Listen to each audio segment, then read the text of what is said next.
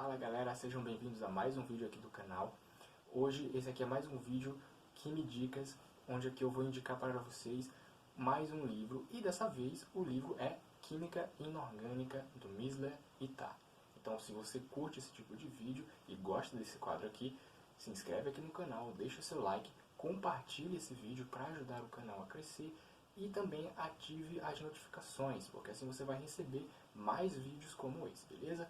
Então vamos para o conteúdo desse vídeo.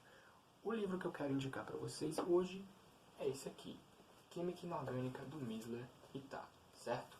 Bom, esse livro aqui, escrito pelo Gary Misler, Paul Fisher e Donald Tarr, é um livro que me ajudou muito, né, durante a minha graduação. Eu comprei ele mais ou menos em 2020 ali, e ele não foi o primeiro livro de Química Inorgânica que eu estudei, né, eu estudei pelo J.D. Lee, assim como a grande maioria dos estudantes de Química e de outros cursos, né, mas esse livro aqui eu diria que ele não me deu, mas ele está começando a dar, né, porque eu estou estudando um pouco mais ele a fundo agora, e ele é um livro muito bom para quem quer se aprofundar na química inorgânica, para quem quer passar numa prova de mestrado, por exemplo, ele é muito rico, né? Então, por exemplo, nas provas de mestrado costuma cair muito teoria do campo cristalino, por exemplo, né? E tem muita gente que tem dificuldade nesse assunto. E o J.D. Lee, eu poderia arriscar dizer que ele é um pouco fraco nesse sentido. Aliás, eu acho ele um livro fraco em muitos aspectos, né? Mas quando você entende que ele é um livro mais voltado ali para a galera das engenharias, né? Eu classifico dessa maneira, que ele é um livro mais adequado para a galera de engenharia, porque quem está fazendo química, num primeiro contato com a química inorgânica, é um livro interessante. Mas quando você vai estudar para um mestrado, por exemplo, aí eu já aconselho um livro um pouquinho mais aprofundado, e nesse caso o Misler é a melhor opção, porque ele é um livro rico, ele é um livro... Sim, ele é um livro bem complexo, né, pela linguagem dele, tem uma linguagem, eu não diria muito rebuscada, mas é um livro que ele apresenta alguns termos técnicos que a gente já conhecia, mas agora ele pega um certo rigor a mais, né? O Misler, ele fala muito de, por exemplo, simetria, teoria de grupo, ele fala de bandas, por exemplo, quando você vai analisar o espectro de uma determinada amostra, os livros de química analítica geralmente mostram isso, mas poucos livros de química inorgânica mostram isso de uma forma, não é que seja aprofundada, mas de uma forma abrangente, ele não abrange tanto, né? O J.D. Lee, se eu não me engano, ele tem alguns espectros de alguns complexos, mas o Misler, ele pega esse negócio e amplia, né? Ele amplia, ele leva a sério muitas coisas que ele está pontuando aqui. A questão da simetria, por exemplo, tem um capítulo dedicado exclusivamente para a simetria, inclusive, deixa eu mostrar para vocês, né? Porque só falar não é nada, né? Deixa eu ver aqui. Página 75, certo? Olha só, temos aqui o capítulo 4, olha só. Não sei se vocês conseguem ver aqui, ó. Simetria e teoria de grupo.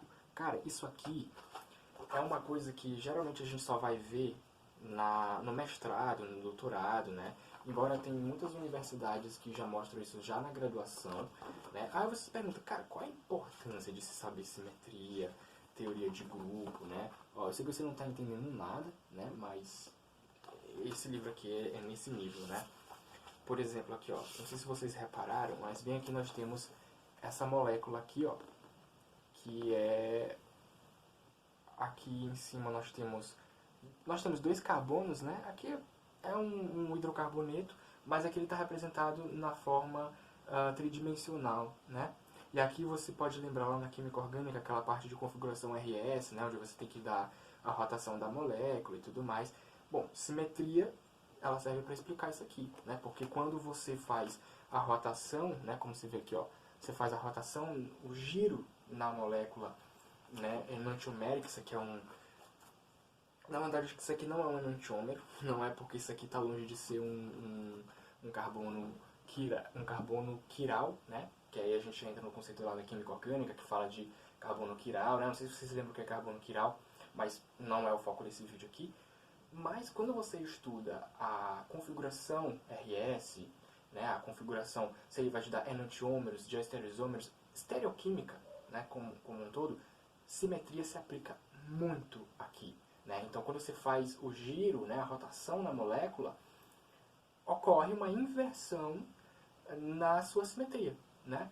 Eu não vou entrar muito em detalhes com isso, porque eu também não compreendo muito esse aspecto, né, da simetria. Como eu falei, é um tópico bem avançado, mas que, cara, assim, claro, você vai estudar para uma prova de mestrado, não tem necessidade de você estudar simetria, mas você tá lá dentro do mestrado agora, dependendo da tua linha de pesquisa, você provavelmente vai estudar simetria, né? Se você vai trabalhar, por exemplo, com química computacional, química teórica, físico-química, simetria é muito importante. E a simetria não serve só para você determinar a configuração RS de uma molécula orgânica, por exemplo. Ela serve também para você explicar muitas coisas, mecanismo de reação, e cinética também, né? A forma como a geometria da molécula, por exemplo, a geometria de uma molécula, a forma daquela molécula.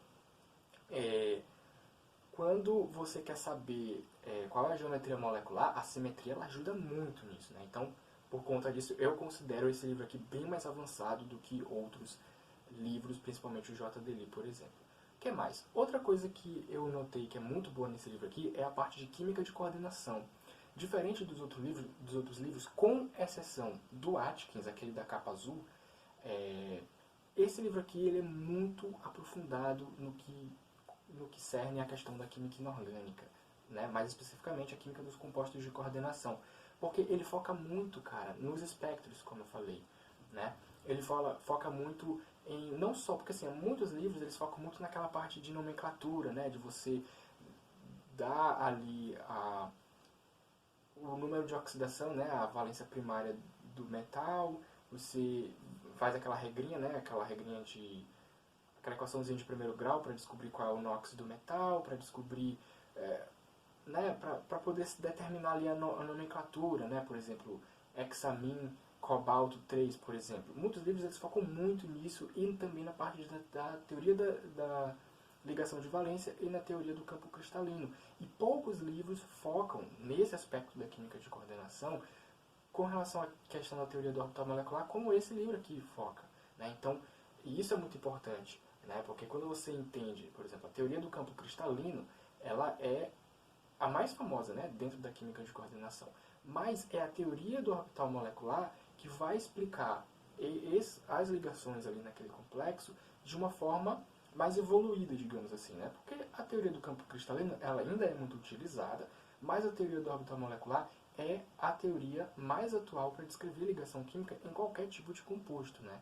Então esse livro aqui, ele tem inclusive um capítulo só para a teoria do orbital molecular, né? Deixa eu apresentar para vocês aqui esse capítulo. E inclusive ele já é um dos primeiros capítulos justamente para quando chegar na parte de coordenação, as pessoas já não estranharem mais, né?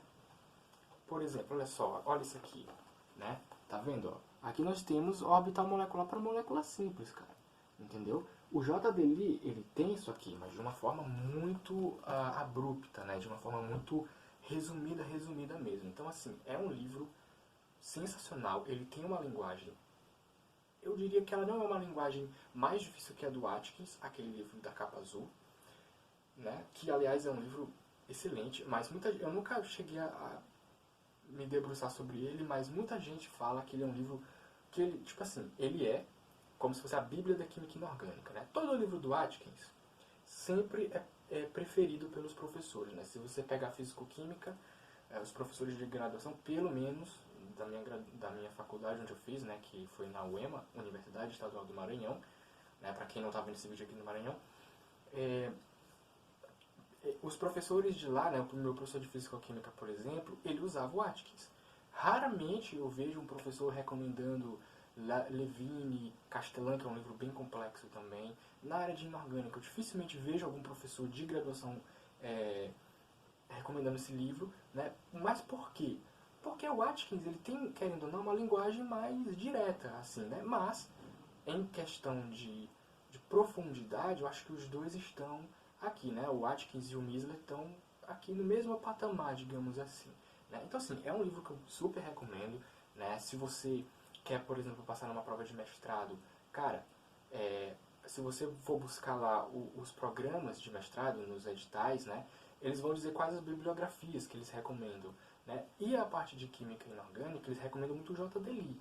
Mas por quê? Porque, digamos, a forma como a gente estuda química inorgânica na graduação, em muito os professores eles utilizam o JDLI e o Atkins, né? Não que o Misley não seja indicado, é só que, como eu falei, ele tem uma linguagem um pouquinho mais complexa.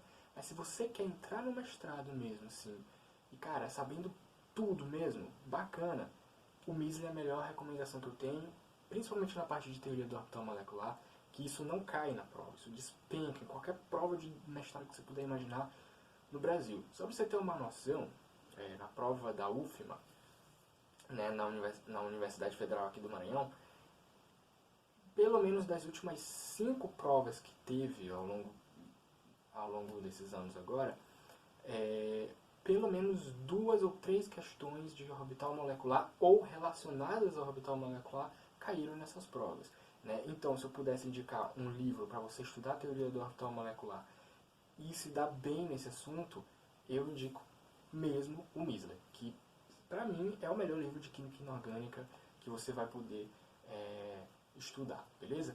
Então, esse foi o vídeo de hoje. Se vocês gostaram desse vídeo, mais uma vez eu peço que vocês se inscrevam no canal e deixem o seu like, porque assim o YouTube vai recomendar ainda mais esse vídeo, vai ranquear esse vídeo entre vários outros vídeos aqui no YouTube com relação a esse conteúdo, beleza? Então, pessoal, é isso. Um abraço e até a próxima.